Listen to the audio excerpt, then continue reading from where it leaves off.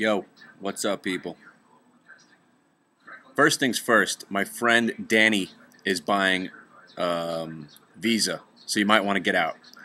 You thought I was a mush? You thought Carl was bad? This guy Dan, I gave him stocks that were winners, never went near them. And every time over the last 10 years, he's called me with something.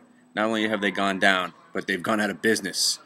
So Danny, the mush, is buying Visa. Now, I don't think his powers can overcome this stock from going to 80, maybe even $100. Market's getting a little bit more friendly.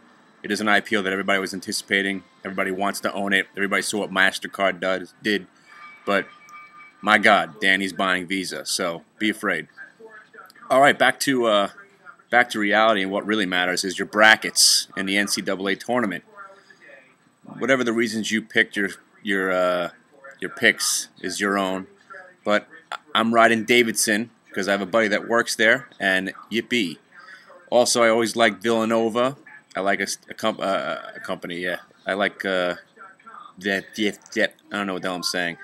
Know why? Because I was just sat in traffic for 4.5 hours coming home from Long Island. So my brain's really not with me right now. Bottom line is, market looks like it doesn't want to go down anymore. So what you want to be looking at is where the stocks you like have come from. Put your stops in at those lows, and maybe I'm suggesting you might want to hold on to something. So let's say your stock looked like it finally stopped going down at around 18 and change. Look for the lows of the day from the day where it made those lows. Put a stop right there and then hang on. If you think you got a decent stock that might make a recovery, if you think your lows are set, put your stop in there so you could sleep. Like the Broadcom at 16 and change. I don't want to give up on that stock. Or the Zolt at what is it, $20.85 or 21. I'm in that stock right now. The EXMs, my stop's at 25. I'm hanging on to a little bit of EXM right there. The dryers, I'm in a little bit of dryers. Stop 55. Not going to be going too crazy with these positions. The CMGI, of course, I'm loving still. And there was some really, really odd pricing on the options this last week. Hopefully everybody had a good Easter. We have lots to do this week. Dell, as everybody knows, the power that I possess about breaking computers and all that. Now, what we did with the Dell, considering I went and I had a Compaq, an IBM, Toshiba, the Max, I've destroyed any computer that's come my way. So I figured let me give Dell a shot. Gave him a call. I said, give me a basic computer, something small, something cheap, flat screen monitor, the whole thing. Next thing you know, the computer's working fine.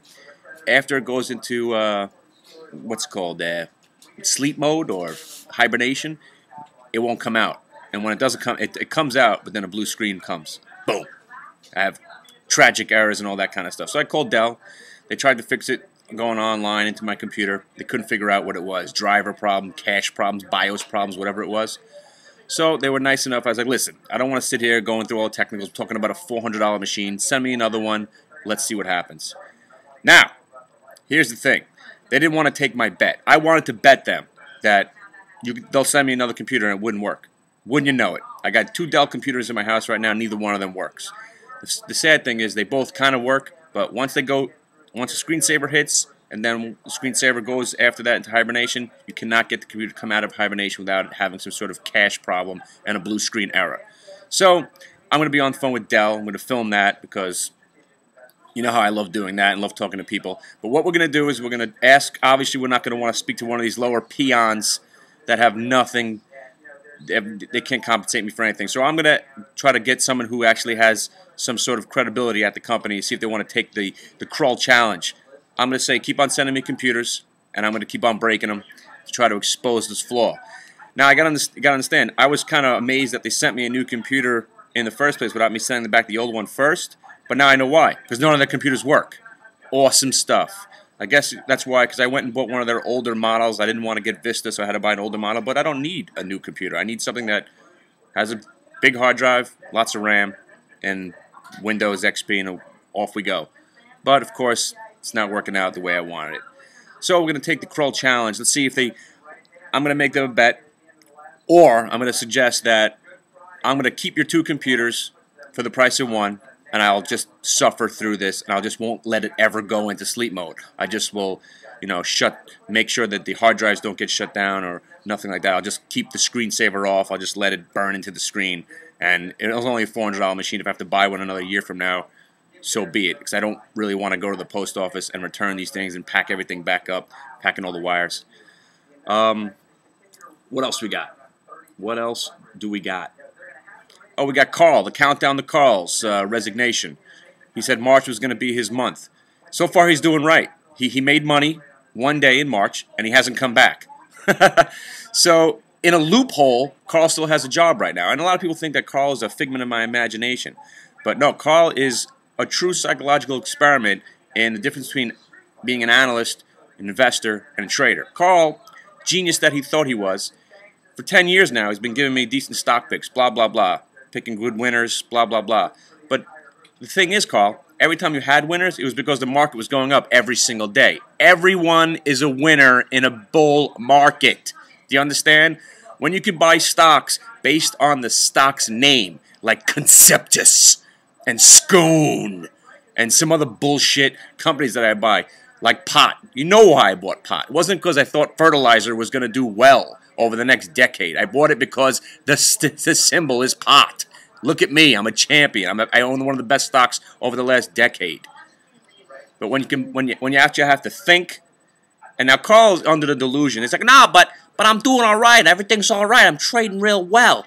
See, Carl, part of trading, right, is taking losses. See, when Carl says, oh, well, it's only because of the overnights that I haven't made any money. But Carl, those overnights were trades gone bad, which turned into investments, which in your brain you rationalize, oh yeah, it's a good price. I'll hang on to eBay here at $33 a share because it was a bad trade. Oh, then you start looking into it and you convince yourself that now it's an investment, like the BX, like you thought you knew what was going on over at BX. Oh, just because I'm down 2 points on it, now it's an investment. Oh, let me take another 10-point loss on it also. Then suddenly it's not a good idea because it's bleeding your account. Oh wait, that's my account.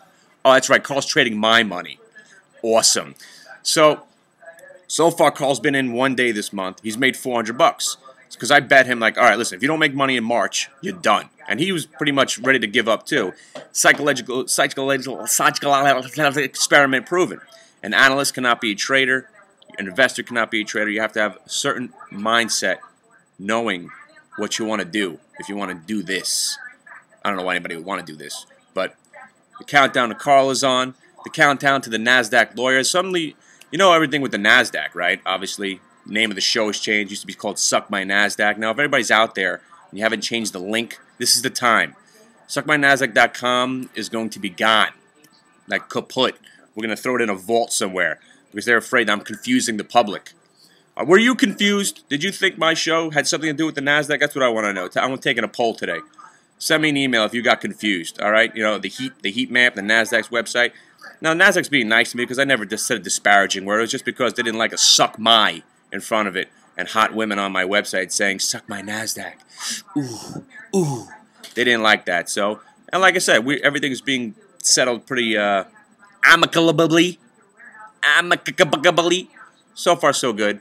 But I'm like in limbo right now. They haven't called me. We were trying to hammer out the rest of the details on how we're going to progress about this, but they haven't spoke to me. Kind of makes me worried. The funny thing is that I never thought that this show was big enough to warrant any, action taken by any lawyers. So you guys made me feel a lot more special than I already felt about myself. And nah, that's not true. I never really feel too special about myself. But now I've gone on way too long. Just remember, Danny owns Visa. You might get afraid. Something going on with XM Satellite Radio. Maybe there's the imminent merger, huh? What was that, 6 months ago was it the Bear Stearns guy who said it was an imminent merger? Oh, yeah, you guys got it all going on over Bear Stearns. All right. But XM Satellite's moving. Visa, I guess he's buying it probably right now. I think he bought it on Friday, so far he's up 2 points. Sell, Dan, sell. Take your 2 points and run.